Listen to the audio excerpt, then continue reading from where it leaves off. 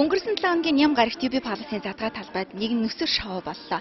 Энэ бол Drift Show байгаа. Drift Show-нд их олон оролцогчид оролцсон. Өөрсдийнхөө машины эд хавыг гайхуулсан гэж хэлж болно.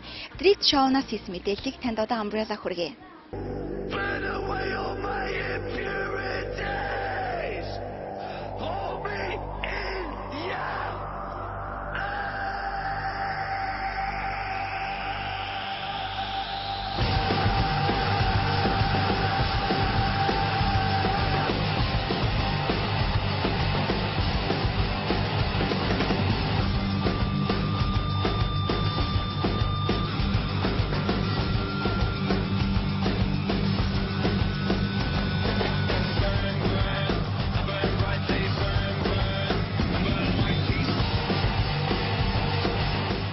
За тэгэхээр өнөөдөр V6 клубын Big Show болох Drift King шоу маш амжилттай явуулж байна. Юуны түрүүнд Umbrella Music-ийг үзэж байгаа хүн болгонд одоо энэ өдрийн мэдээг өргөе. Тэгээ өнөөдөр бас үнэхээр шууд нэг үгээр хэлэхэд бол үнэхээр зайтай өдөр байна гэж байна. Тэгээд V6 тэгээд Fortuna гэдэг iDrift гэдэг энэ олон нөгөө ганган машинуудын дрифтийг үзээд маш их сэтгэл хөдлөд бүр шар ус бас тийм үнэхээр гоё сэтгэл төрж байна.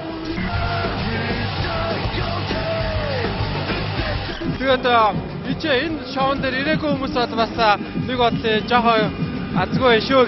За баярлалаа.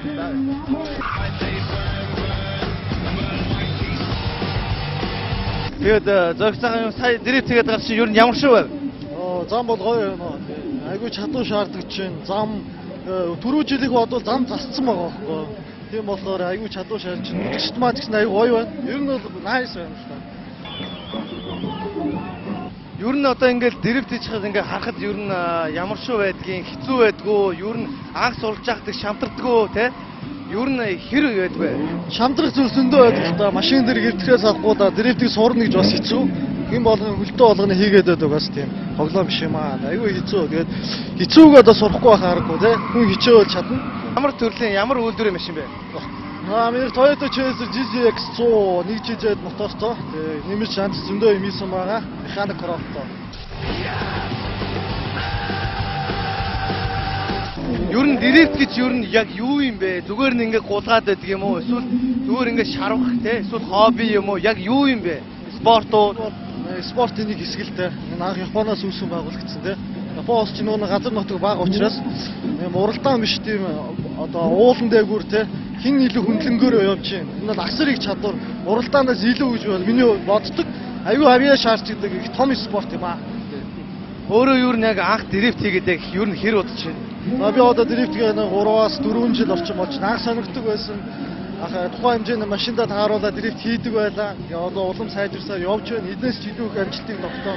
Ингээ амжилт хүсье. Баярлалаа.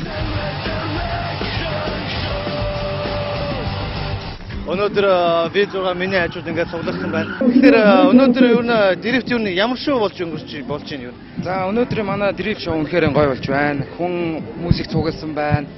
Хүн болгон клуб болгон өөр өөртөөхөн чаддаг авьяасыг харуулж байна. Тэгээд шоу бол үнэхээр гоё болж байна. Танаа гişүүд юу н нийлээд юу н хичнээн хүн байдаг вэ? Манад барагцаал бол 30-аад гişүүн байгаа. 10 хэдэн машинтай. 10 хэдэн машинтай үдсэн туслах 2 гişүүтэй. Тиймэрхүү байна да. Ингээ манай V6 клуб байгуулагдаад яг одоо үндсэндээ бол яг 4 жил болж байна. Яг тоолоод гэсэн бол яг 3 жил болж байна. Тэгээ одоо манайх ингээ 5 дахь шоугаа хийж байна. Зуны 2 дахь шоу нийлээ 5 шоу хийсэн байгаа. Юу н V6 клуб юу н хаанаас тоноглолоо юу н олж авдаг? Хаана очиж машинаа тоноглодог вэ? Манай V6-хан бол Японоос хэлбэр загтаг. Харин түүнинг бол өөрсдөө болов хүчгээд засварын газар өөрсдөө.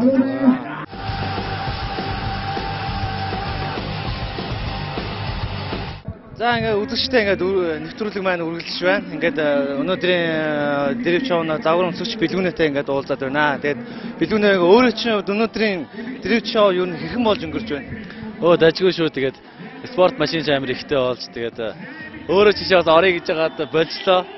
Тэгээд ер нь одоо зрилж амар ихтэй, машин ч ихтэй, чадвардагч жолооддаг хүмүүс амар их болчих их таалагдчихлаа.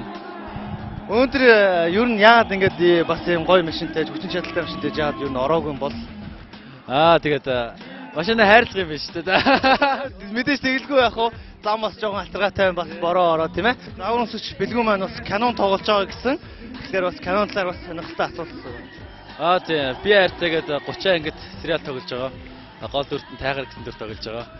Тэгээд одоо ерөнхийдөө зургийг авалт дундаа ороод явж байна. Удахгүй нэг 6 сарын сүүлээр дуусгах шинжтэй байгаа. Тэгээд 6 сарын сүүлээс ер нь үзэгчдийн хүртэл болж эхэлнэ. Тэгээд нэг саундтрекинаас би бас өөрөө дуулж байгаа.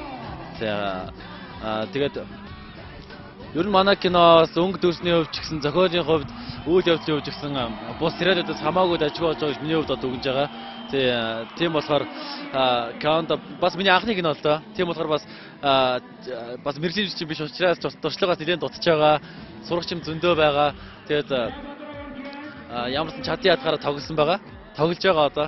Тэгээд өдөрч нь одоо яаж хүлээж авах юм байгаа. Тэгээд дараагийн гарахаар нь намбрылагаар босоод уудаж магадгүй бах тий. Тэгэхээр тэгээд дүгнэлтээ одоо дор дүгнэлтээ одоо тэгээд өдөрч нь одоо шүүнэстэй гэж бодож байна тий. Загвар өмсөгч бас бэлгүүн маань машины цуглуулгатай гэсэн ямар машин авах чинь. Тэгээд өшөө одоо машинаас бодож хараад байжлаа. Тэгэхдээ одоохондоо яг жоохон засварлаа. Дараа жил билээ тэгтээ. Сүүл энийг одоогоор ер нь хичнээн машин байна уу? 5-6 машин байна. Бас их машинтай шүү үзэгчтэй. Энэ зүүн киногоо дуусгаад яг өөр цаашаа өшөө юу хийсэн бодол вэ? Ерөнхийдөө өөрийнх нь бас хувийнхаа ямиг хувийнхаа ажлыг хийн. Тэгээд ерөнхийдөө амран гэсэн төлөвлөгөөтэй байгаа. Тэгээд сургууль гадагшаа сургууль явах гэж байгаа л да. За ингээд бэлгүүнтэйгээ удахгүй энэ зүүн гарах би хайртай киногоор эргээд уулзцгаая.